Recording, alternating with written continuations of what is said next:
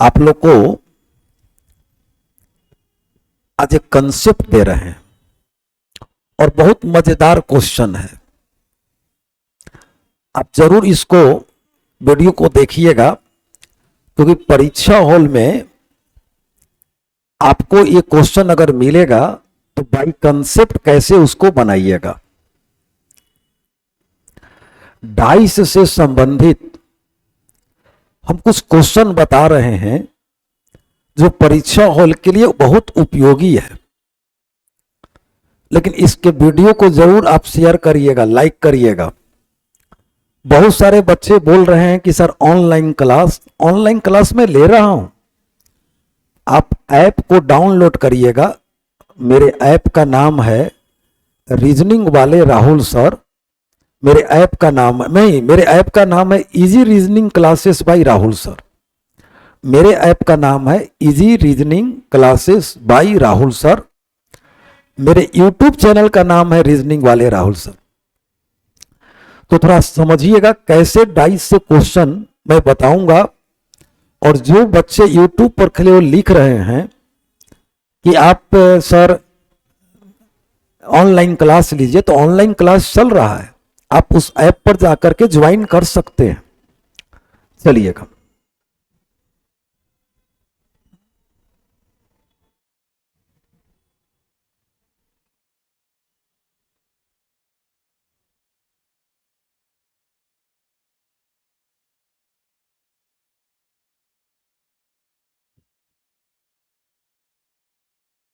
देखिए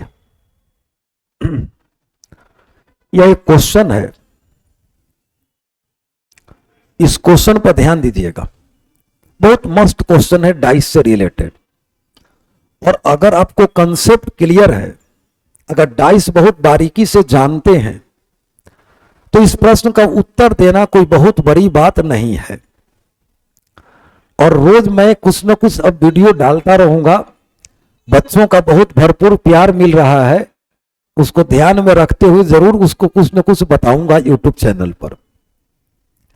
देखो, बोला है नीचे 6 अलग अलग पासा को दर्शाया गया है, जिनके ऊपरी फलक पर अंकित अंक को विलुप्त कर दिया गया है। मतलब इसके ऊपरी सतह पर कोई अंक नहीं है, इसको विलुप्त कर दिया गया है।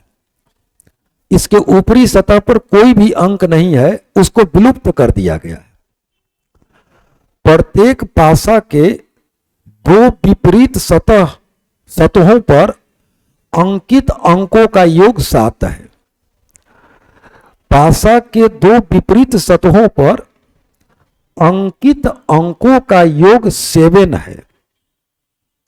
हम लोग जानते हैं, हम लोग का कंसेप्ट कहता है कि अगर किसी पासा के 2 विपरीत सतह का योग 7 है, इसका मतलब है कि यह पासा स्टैंडर्ड डाइस है। यह जो पासा है वह स्टैंडर्ड डाइस है। ये दिया गया पासा स्टैंडर्ड डाइस है। ये मैं नहीं बोला हूं, इस क्वेश्चन में लिखा हुआ है कि पासा के 2 विपरीत सतहों पर अंकित अंकों का योग 7 है। तो पासा के 2 विपरीत सतहों पर अंकित अंकों का योग 7 होना, वही तो कहलाता है स्टैंडर्ड डाइस। अर्थात यह दिया गया पासा एक स्टैंडर्ड डाइस है, यह एक मानक पासा है। अब देखो क्या है से, इसमें उसने बोला, क्वेश्चन नंबर 11 बोला, यदि पासा 1 या पासा 1, पासा 2 ये पासा 2 और 3 के निचली फलक पर सम संख्या है। निचली फलक पर क्या है? सम संख्या। किसमें? 1, 2 और इस 3 में इवन नंबर है। अब सोचो, एक पासा में 6 सतह होते हैं और 6 सतह पर 3 अंक होते हैं। 6 सतह पर 6 अंक होते हैं। 3 मैं कहना चाह रहा था कि 3 इवन होते हैं और 3 ऑड होते हैं, वही 3 कहना चाह रहा था।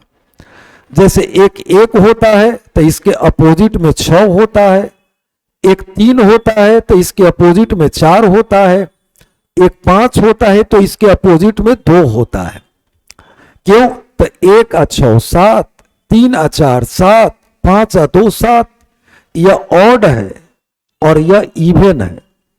तो इसने बोला कि पासा नंबर 1, पासा नंबर 2 और पासा नंबर 3 के निचली फलक पर सम संख्या है। इसका मतलब है कि इसके ऊपरी फलक पर ऑड होगा, यहां भी ऑड होगा, यहां भी ऑड होगा। क्यों?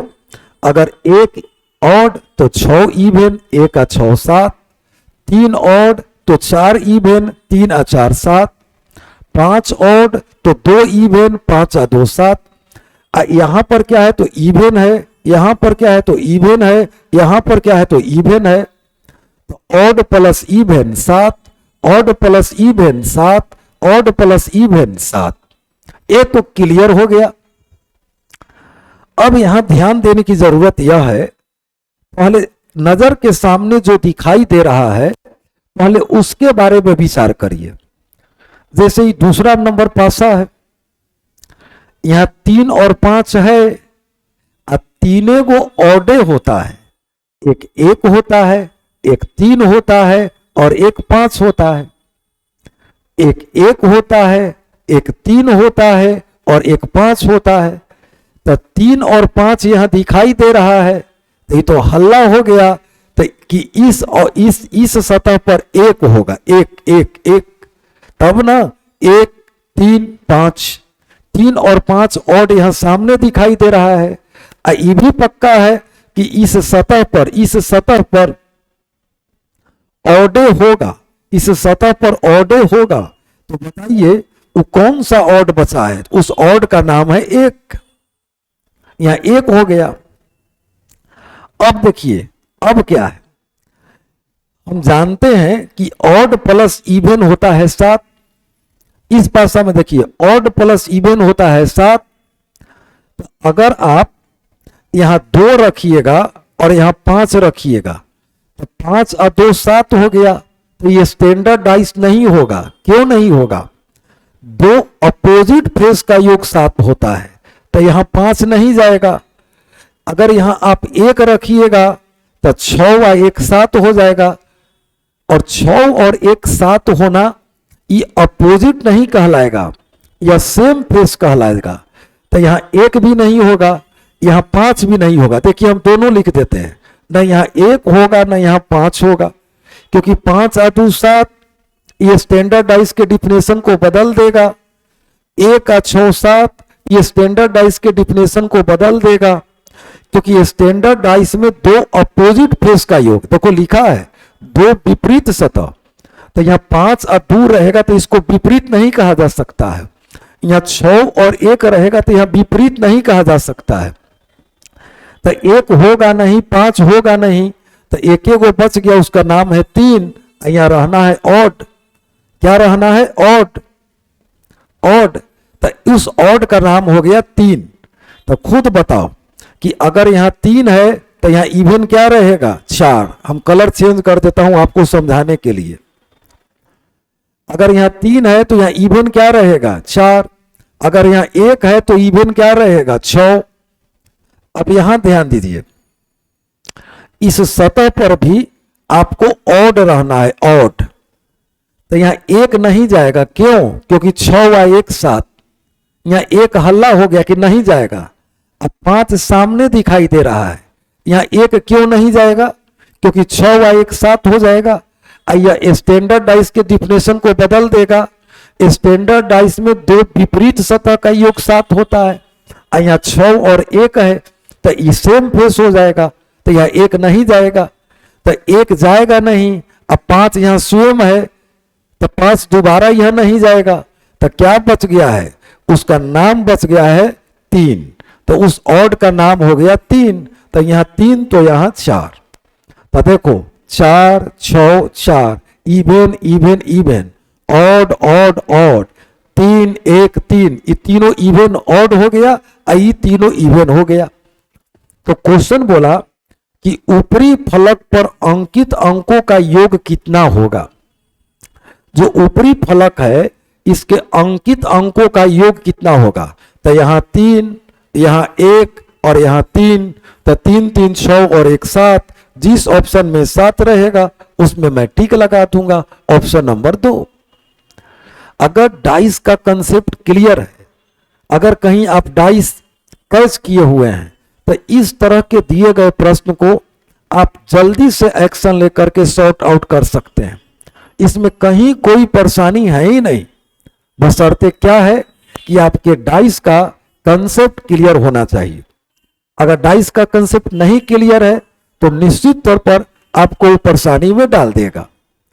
एक क्वेश्चन आपको और बताता हूं, एक क्वेश्चन और बताता हूं। देखिए, मैंने इस क्वेश्चन को लिया, उसी कंसेप्ट को दोबारा लिया।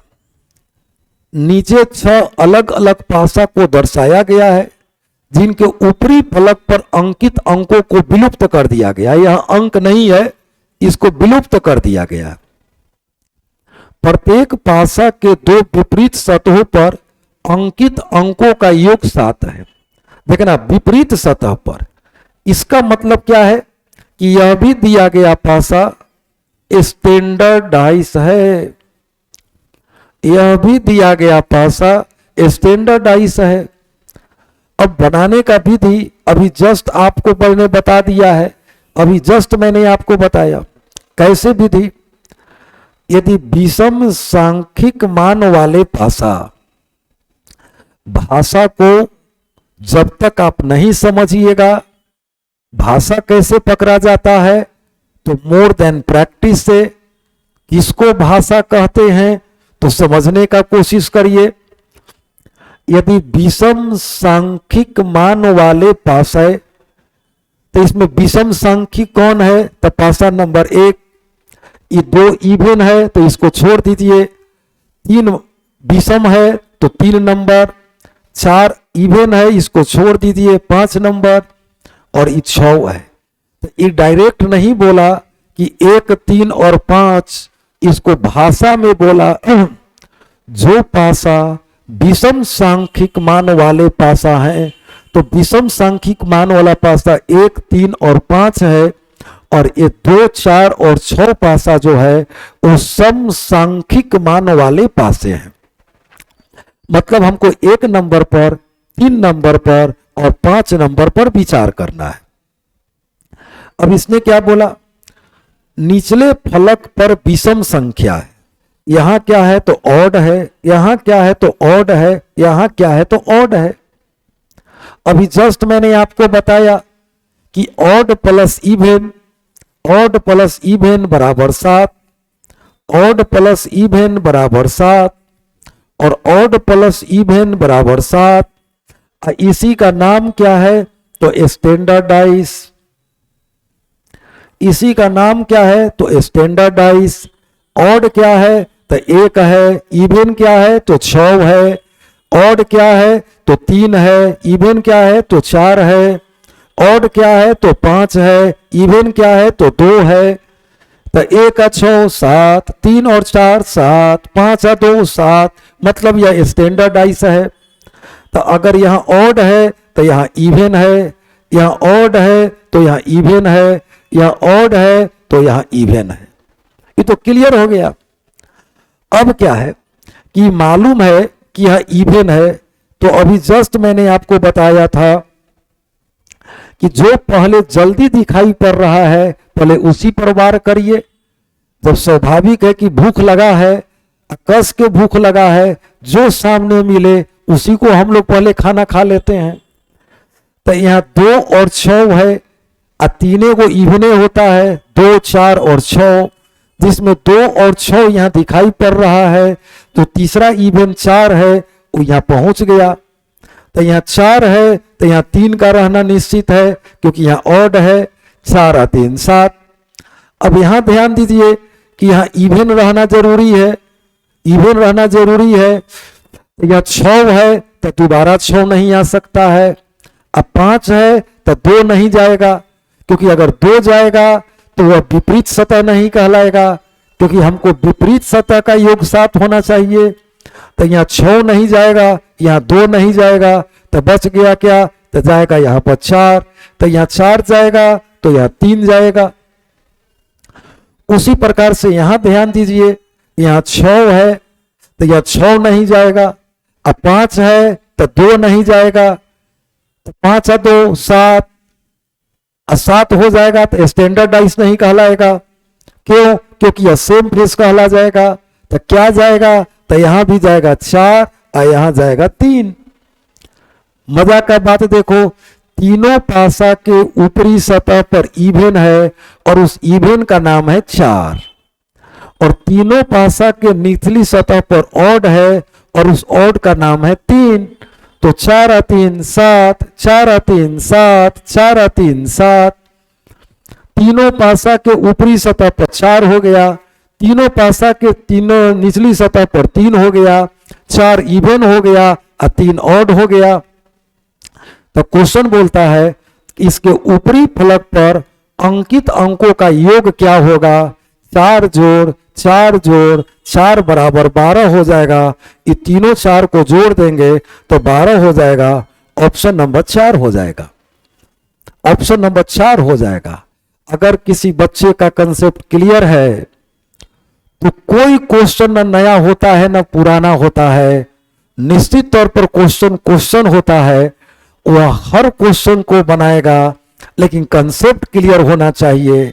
वह या तो बैंक का क्वेश्चन हो, चाहे एसएससी का क्वेश्चन हो, चाहे किसी भी एग्जाम्स का क्वेश्चन हो, वह यूपीएससी का सीए सेट क्यों ना हो, वो तो निश्चित तौर पर बनाएगा। जैसे आपका कंसेप्ट क्लियर रहेगा तो वह भाषा के द्वारा आपको डराएगा, तो डरने की जरूरत नहीं है। अब प्रत्येक क्वेश्चन का आंसर दें और दे करके अपना रिजल्ट को सुनिश्चित करें। तो कल हमारी फिर एक नई वीडियो पर आपको मुलाकात होगी, और आप इस वीडियो को लाइक करिएगा और शेयर करिएगा, और जितना ज्यादा आप अपने दोस्त के बीच शेयर करेंगे और निश्चित तौर पर आपके इस क्वेश्चन का महत्व भी बढ़ेगा और राहुल सर का भी महत्व बढ़ेगा।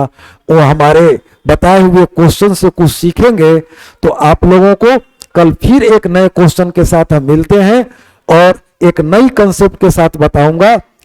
Thank you, best of luck. कल हमारी पुनः मुलाकात होगी। Thank you, thank you, thank you.